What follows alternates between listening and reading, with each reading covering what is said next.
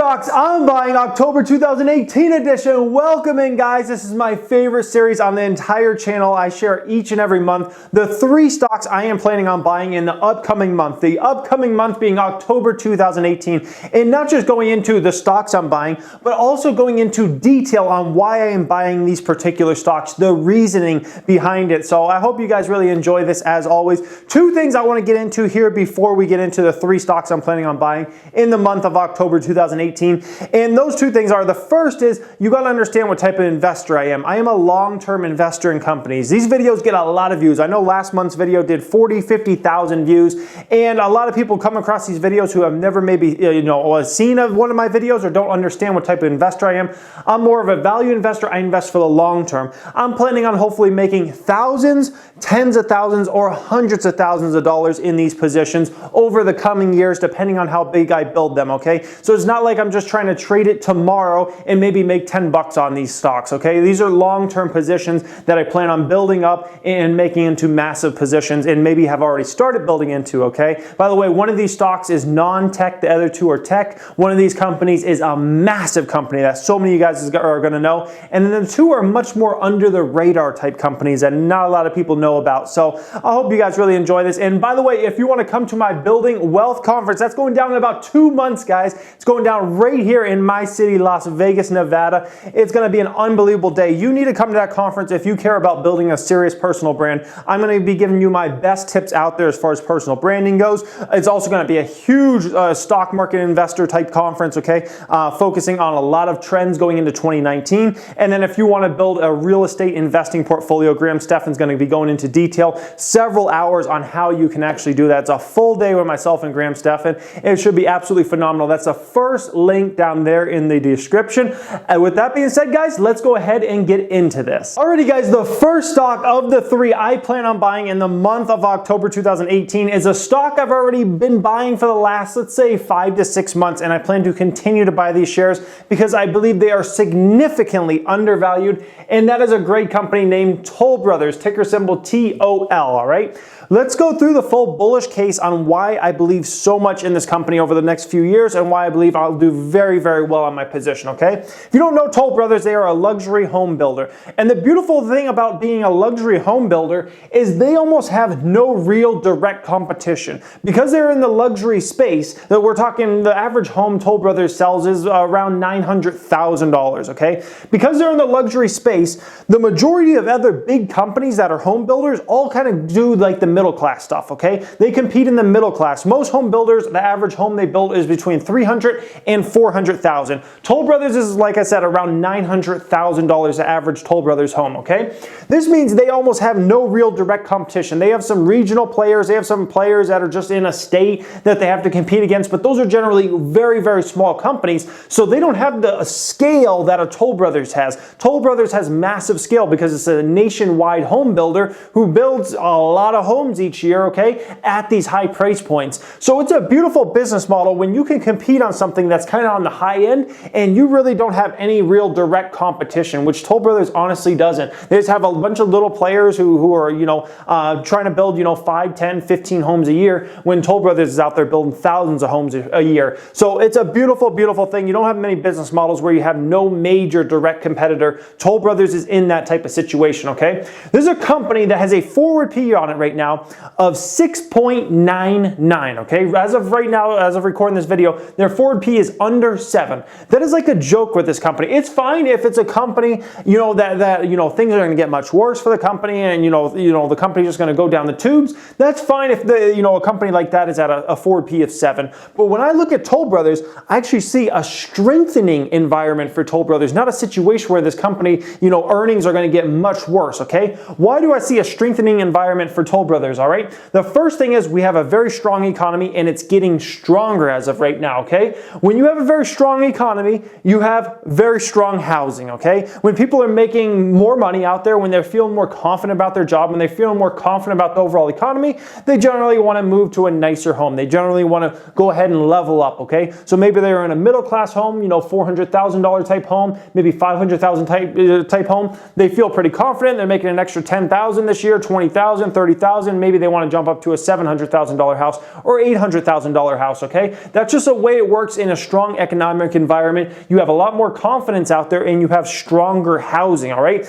Now, also, Toll Brothers has wealthy clients. So a lot of times I hear from people when they talk about my Toll Brothers position and why I want to continue to buy this stock, they'll say something like, well, interest rates are going up, okay? Interest rates will likely go up into this year, okay? If interest rates continue to go up throughout the rest of 2018 into 2019, that means, one, we have a very, very strong economy. And if we have a very strong economy, it's going to be good for housing overall, okay? People don't just start making a bunch more money and feeling a lot more confident and say, I want to save all my money. That's not the way Americans work, okay? Unless you just, flew here from another planet, like Americans like to spend their money when they get it, okay? Which means they're going to go buy houses and cars and all that type of stuff, all right?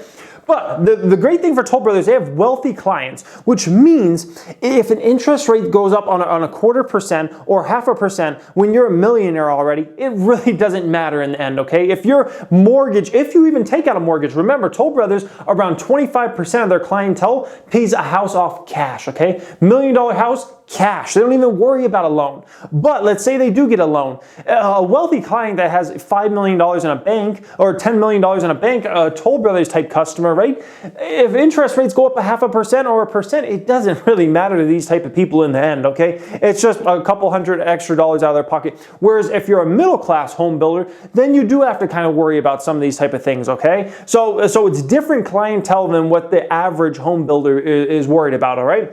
Next thing to keep in mind is there's been a housing shortfall of over 700,000 homes per year since we came out of the recession in 2008. What this means is there's a certain amount of homes built per year on average if you go back historically before the Great Recession, all right? It was somewhere around 1.6 million homes per year. If you average out how many new housing starts we've had since 2008 all the way up until today, basically we have had a housing shortfall of 700,000 plus homes per year. So any worries about, we might be getting overbuilt or anything in the housing market, I say, if anything, we're underbuilt, severely underbuilt compared to where we have been historically. By the way, before the recession, there was 2 million plus housing starts per year. It had gotten absolutely crazy, okay? So a major housing shortfall we have. This is all very good stuff. And then this leads me into my last major bullish point, and then we'll get to a couple minor bullish points, is trends have changed massively in home building.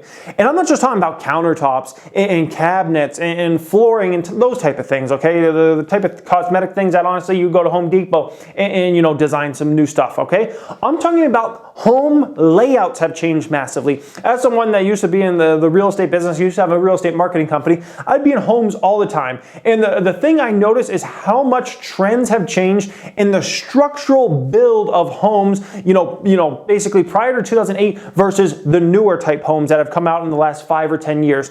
Basically, the layouts have changed massively. So now everybody wants an open layout. So you come into a home and it's an open hallway, which opens into the living room, which opens up into the kitchen, and it just feels very open and kind of airy, okay? So regardless if you got a 2,000 square foot house, 3,000, 4,000 square foot house, it makes it feel bigger because it's an open layout. That's what people want nowadays. But what you have is a homes built prior to the recession, and especially anything 90s, 80s type homes, 70s type homes, they're very cut off. So you go into the home and it's like you got a room here, it's a living room, and there's walls and it's pretty cut off, and you got this little opening that then leads into the kitchen. And the kitchen feels very cut off, and then you got this little space that leads into this room over here. And it's a very cut off home environment. Also, the other trend that has changed massively is the way homes like to open up now. So a lot of the Toll Brother homes, you go into them and it really gives you an experience of indoor-outdoor living with the massive doors on the back wall that you can just open them, 12 feet wide, 18 feet wide, and it gives you an indoor-outdoor vibe that you can just, be entertaining people, have family over, friends over, and be doing stuff inside and outside at the same time. So the trends in housing have changed massively. People want newer homes, which means when people want newer homes, you have a huge premium, people have to pay out there, okay? And the last minor reasons I'm bullish on this position, they got a huge buyback on, which they're going to continue to execute on that, which is going to make their EPS look better and better as long as their profits can stay around the same or get better, especially around net income, okay? It's a very well-run company. This company has gotten through the recession. The company was around for decades and decades and decades and has been a very well-run company. And the last thing is it's a great brand. It's known for luxury home building. When you think of luxury home building, the first name that comes to your mind is Toll Brothers, okay? So for those reasons, that is why this is one of the stocks I plan on buying in the month of October 2018. Now let's go ahead and get into stock number 2. Stock number 2 of the 3 I plan on buying in October 2018 is a position I started adding about a month or two. And this is probably the position I am the most confident in my entire portfolio, which is saying a lot. And this company is named Facebook. I plan on aggressively continuing to buy Facebook throughout the month of October, all right? I have a lot of reasons why I'm bullish on Facebook. I'm just gonna get into the main ones here today, okay? The first thing we gotta understand is Facebook right now is trading at a forward P of 20. This would be okay if Facebook just had very modest growth going forward in the future, okay? But this company has massive, massive growth potential out there. It's not just like, oh, this might be a company that grows at 5-10% clip in the future. No, this is a company that should be able to grow at double-digit clips for years and years to come, all right? Why is this? Well, the first part you got to understand there's a three-pronged thing that's happening here, all right?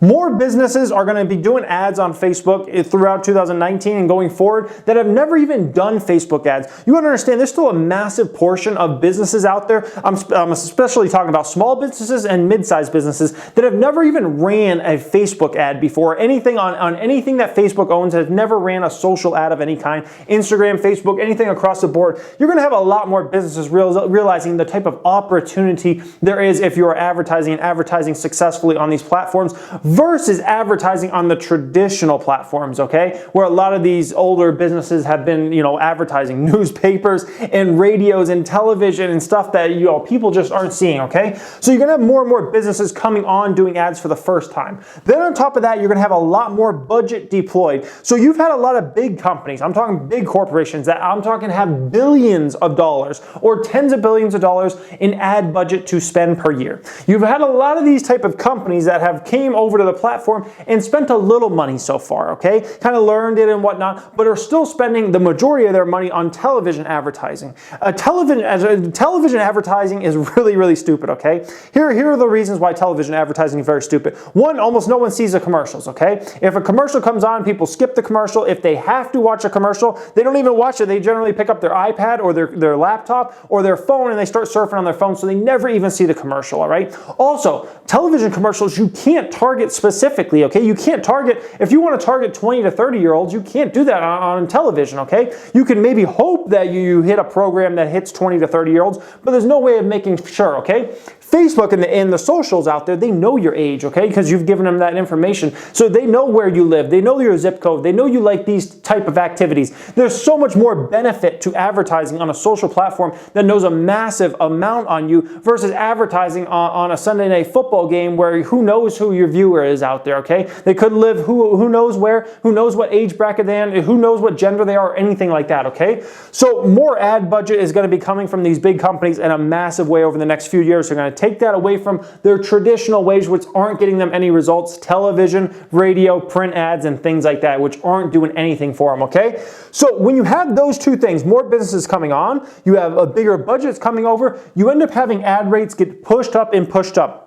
The same exact thing happened with Google AdWords back in the day. Google AdWords came out, it was very cheap. A lot of businesses took huge advantage of it, Amazon being one of them, and now Amazon's like one of the biggest companies in the world. They're fighting to be maybe the biggest company literally in the world. They built a lot of their business on the back of Google AdWords. So Google AdWords was a deal back in the day, and then all of a sudden all these businesses realized, oh my gosh, this is great. We can target specific keywords and whatnot. This is cool. This is like next level stuff. Let's put a bunch of our ad budget over to Google AdWords, and what ended up up happening? Those AdWords went up and up and up. Every bid you had to do was, let's say you used to pay 10 cents or 20 cents a click. Now all of a sudden you had to pay $1 or $2. It went up massively. Google became one of the biggest companies in the world on the back of this, okay? So ad rates should go up a significant amount. They have been going up, and that trend should just continue in a bigger and bigger way throughout the next 5 to 10 years, all right? So this is phenomenal, all right? Facebook, I'm talking about just Facebook, the platform right now. I'm not talking about the company as a whole. I'm talking about Facebook, the platform. That represents the cash cow for Facebook, the company right now, okay? That's the one that's bringing in the majority of the profits, the majority of the revenue, all the things, how they're able to fund the rest of their business, a lot of it is through Facebook, all right? When you look down that net income line, you see those massive numbers. A lot of it is because of the Facebook platform, and that will continue to be their cash cow for a long time to come. But what represents the huge, massive growth for the company is actually Instagram. Instagram has been growing rapidly over the last few years. Remember, this is a service that was started around 2012. It's only been, 5, 6 years since Instagram came out, and this has grown massively over the past 5 years. And this represents massive potential revenues and profit growth, okay? This is gonna start turning into the massive cash cow. It has potential to one day be a bigger cash cow than Facebook, the platform, which represents an extraordinary opportunity. Right now, you could make a case that if you're buying Facebook stock right now, you're buying it for a valuation that is just assuming, Facebook is what Facebook is. So I'm talking Facebook, the platform. Never mind all this other stuff we're gonna get to, okay? Instagram is gonna show massive revenue growth and massive profit growth. I wish they broke the Instagram numbers out. Maybe they will in 2019. We'll have to see. As of right now, they don't break the numbers out. But I would love to see the revenue and profit numbers going into 2019 and how much those are going to increase in a massive, massive way. Okay, remember, Instagram, they paid $1 billion for it. Now there are estimates that Instagram could be worth up to $150 billion if it was a standalone company. They stole that company, guys. Stole it, okay, back in 2013. Unbelievable. You have WhatsApp and you have Facebook Messenger, which each have 1 billion plus people using them, all right? These are nearly untouched right now. In terms of the financials, these don't even really hit the financials right now. They're not really monetizing these much at all right now, WhatsApp or Facebook Messenger. What I see a massive opportunity to start monetizing those over the next 5 years. That's another huge growth vector for the company. Then on top of that, you have Oculus, who's a huge in VR. Arguably the biggest player in VR right now, virtual reality. As virtual reality gets bigger and bigger, Oculus should be at the forefront of that. That's a massive growth vector, especially when you look out 5 to 10 years from now. And the last bullish thesis, or the main part I have on this, is they have the cash coming in left and right. This is a company that's unbelievably profitable, and they should get much more profitable over the next 5 years. So they have all this cash coming in. What do they do with all this cash sitting around? They have the opportunity to buy more and more companies. Remember, Facebook started out when they went public, it was only Facebook, the platform. That was it. That's how they made money. It was Facebook platform, and that was it. Then they buy Instagram for $1 billion. Like I said, now it's supposed to be worth $150 billion plus. It's crazy. They buy WhatsApp, okay? Then they start Facebook Messenger. Then they buy Oculus. And so they buy a lot of businesses, and they make all this cash, they make all these profits, and they buy businesses off of that, okay? So the next huge app out there, or next huge trend out there in augmented reality or whatever it is, they're going to have plenty of money to go out there and buy it at a good price and probably grow that into a massive thing over time, okay? So for this reason, I am very, very bullish on Facebook over time. I think this is the position I feel the most comfortable with in my portfolio as a whole, and I plan to continue to buy these shares into October 2018. Let's get into the last one, stock number 3 that I'm planning on buying this upcoming month. Alrighty guys, I may have saved the best for last. Stock number 3 that I'm planning on continuing to buy throughout October 2018 is a company named Cirrus Logic, ticker symbol Cruise. This is a very under the radar company that I am probably the most excited about. Of any stock I hold currently and I'm planning on buying next month, like this is the one stock that I am extremely excited about for the future, all right? So Cirrus Logic, they're a semiconductor maker of audio chips. What that basically means is they make a lot of the audio chips that go into smartphones, all right? So if you look at, let's say you type into Google, the iPhone XS breakdown, teardown, you're gonna see that Cirrus Logic has 4 different chips in that particular phone. They have the main smart codec, which basically all the audio and voice goes through and whatnot. They have 3 different amplifiers, 2 are for sound, 1 are for haptics, all right? And that's what they do. They make audio chips that go into a lot of different devices. iPads, iPhones, a lot of different devices, laptops, all that type of stuff, all right? Wearables, many different things, all right? That's what they do. Now, first, I want to start out with the bad side of Cirrus Logic. The one thing that you could point at and say, I'm bearish on this company over time because of this one thing. The one bad thing they have is 80% of their business roughly comes from Apple. Why is this? Well, Apple loves to use Cirrus Logic because Cirrus Logic really has the best audio components you can get from any company in the world, and they do a lot of custom solutions for Apple. So Apple takes audio very seriously for their devices, and naturally, Apple sells a ridiculous amount of iPhones a year. We're talking 200 million plus iPhones a year. So being that Cirrus Logic is really the only player in the world that competes strictly on the high end of audio, Apple uses them. Apple's going to continue to probably be a massive, significant portion of their revenue for many, many years to come. And that's just the way it is, okay? So that you could say is a bad thing because if Apple ever cut them, the company is screwed, right? But at the end of the day, Apple is likely to probably continue to use them. They have a great relationship.